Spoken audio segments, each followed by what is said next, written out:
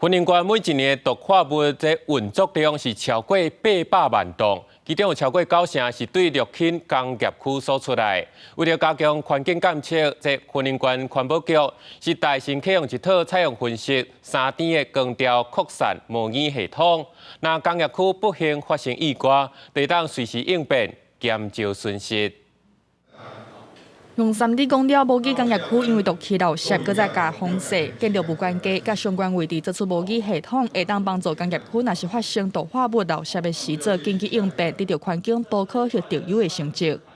就是先去用卫星的一个平面图跟相关毒灾的资料，我们有用这个3D 列印出实地的模型之后，再配合这个所谓扩散模拟的一个模式，我们用2套模式来做一个模拟，来模拟一个事件发生的时候，它确实毒化物的一个飘散的一个状况。 环保局表示，讲云林县一档毒化物运作量有800万吨，占全国总运作量一半以上。其中9成集中伫咧绿垦工业区，即马甲过去的3成任务所改做环境监测甲应变中心。全国首创引进建地采样分析甲3D 光雕扩散模拟系统，若是发生事故，会当提悬应变。